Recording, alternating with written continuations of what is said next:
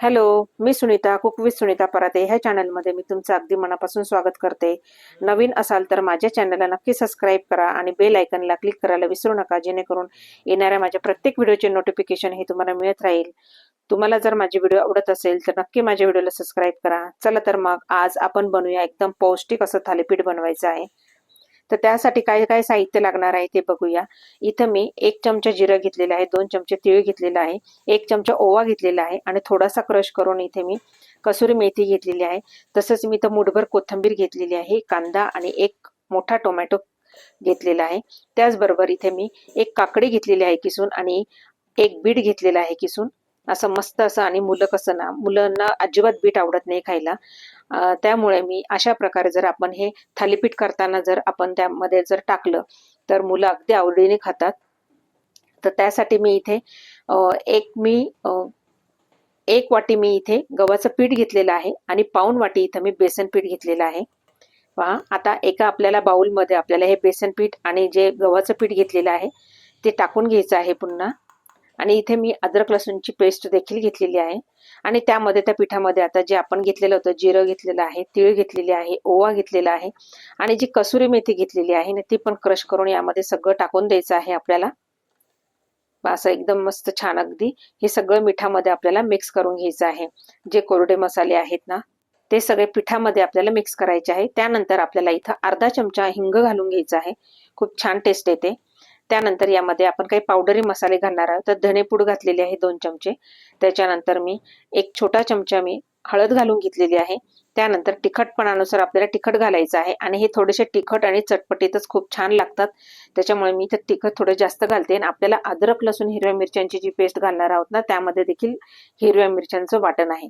आता चवीपुरतं आपल्याला इथे मीठ घालून घ्यायचं आहे आणि हे सगळं अगदी कोरडे जे मसाले आहे पिठामध्ये एकदम छान असे मिक्स करून घ्यायचं आहे. आणि काही नाही, एकदम खूप कमी वेळामध्ये आपले हे थालीपीठ पण तयार होतात आणि गरमागरम मुलं देखील खायला त्यांना खूप आवडतात हे.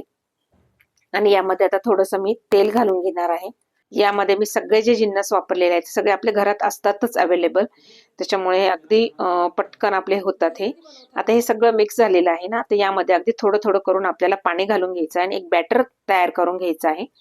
कन्सिस्टन्सी कशी पाहिजे ते मी दाखवणारच आहे तुम्हाला. तर थोडं थोडं करून पाणी घालायचं आहे, म्हणजे आपल्या ज्या पिठाच्या गुठळ्या त्या बनणार नाही, एकदम स्मूथ असं बॅटर तयार होणार आहे. तुम्ही पाहू शकता एकदम सुंदर असं बॅटर तयार झालेलं आहे आपले हे. बघा, अशी कन्सिस्टन्सी पाहिजे, खूप पातळ पण नाही आणि खूप घट्ट पण नाही पाहिजे. आता यामध्ये मी अद्रक लसूण हिरव्या मिरच्यांची जी पेस्ट आहे ती टाकून घेणार आहे. ती देखील आपल्याला एकदम छान अशी मस्तपैकी मिक्स करून घ्यायची आहे. एकदम एकजीव करून घ्यायची आहे. आता यामध्ये जी काकडी किसून ठेवलेली होती आपण ती घालायची आहे. काकडीमध्ये पण खूप भरपूर प्रमाणामध्ये कॅल्शियम असतं आणि खूप छान अगदी पचायला देखील हलकी असते. आणि बीट पण हे आपल्या शरीराला खूपच छान आवश्यक आहे. आणि हे मुलं असं पाहिलं ना तर खात नाही, त्याच्यामुळे हे असं टाकून दिलं ना तर त्यांना कळतही नाही. आणि ते इतके चविष्ट लागतात ना थालीपीठ, त्यामुळे काय होतं की बीट, काकडी वगैरे किंवा गाजर पण तुम्ही टाकू शकता. हे सगळं अगदी मुलांच्या पोटात जातं आणि ते आवडीने खातात. बघा, आता हे सगळं मिक्स झाल्यानंतर इथं मी एक कांदा कट करून ठेवला होता, टमाटा कट करून ठेवलेला होता आणि मूठभर कोथिंबीर, हे देखील आपल्याला पूर्ण सगळं याच्यामध्ये टाकून मिक्स करून घ्यायचं आहे. पहा, आता इथे मी कोथिंबीर देखील टाकून घेत आहे. सगळं अगदी आपल्याला मिक्स करून घ्यायचं आहे. तुम्हाला जर वाटलं तर तुम्ही पुदिना देखील यामध्ये घालू शकता, खूप छान लागतो. ते एकदा नक्की या पद्धतीने तुम्ही करून बघा, अगदी झटकीपट, अगदी लहानपासून मोठ्यांपर्यंत सगळ्यांना खूप आवडतं आणि अगदी तुमची तारीफ केल्याशिवाय थकणार नाही. एकदम छान, अगदी मस्त मागून मागून खातील इतकी सुंदर थालीपीठ तयार होतात हे. चला, आता हे बॅटर तयार झालेलं आहे. आता इथे मी एक नॉनस्टिक तव्यावर मी आपल्याला थोडंसं तेल लावून घ्यायचं आहे सुरुवातीला, पहा. आणि यामध्ये आपल्याला मग नंतर ते जे बॅटर तयार केलेलं आहे ना आपण ते टाकून घ्यायचं आहे आपल्याला. तुम्हाला जर थोडंसं पातळ हवं असेल तर मात्र हे थोडंसं बॅटर थोडंसं पातळ करून घ्यायचं आहे, पण मी अगदी मीडियम केलंय, जास्त पातळ नाही आणि जास्त घट्ट नाही.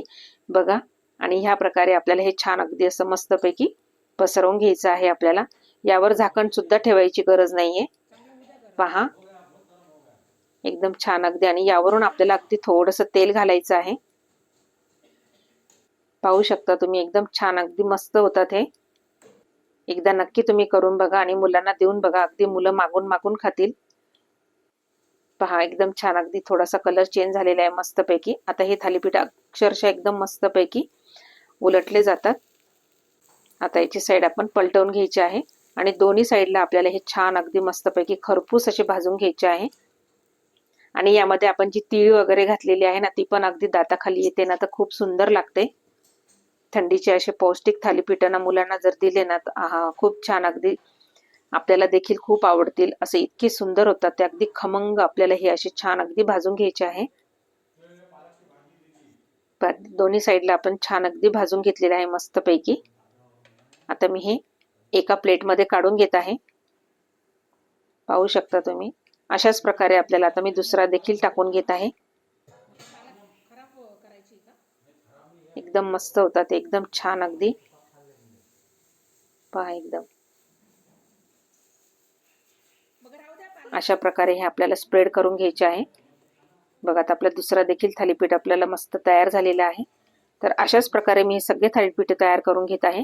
बघा कलर वगैरे खूप सुंदर आलेला आहे, अगदी बघता क्षणी खाण्याची इच्छा होते. तर एकदा नक्की या पद्धतीने करून बघा आणि मला कमेंट करा तुम्हाला माझा व्हिडिओ कसा वाटला. आणि तुमच्या मित्रमैत्रिणींमध्ये देखील शेअर करायला विसरू नका. आणि नवीन असाल तर नक्की सबस्क्राईब करा. पहा किती छान आणि एकदम सुंदर कलर आलेला आहे. तर एकदा नक्की करा. गरमागरम सर्व्ह करा, लोणच्याबरोबर देखील खाऊ शकता. चला तर मग भेटूया.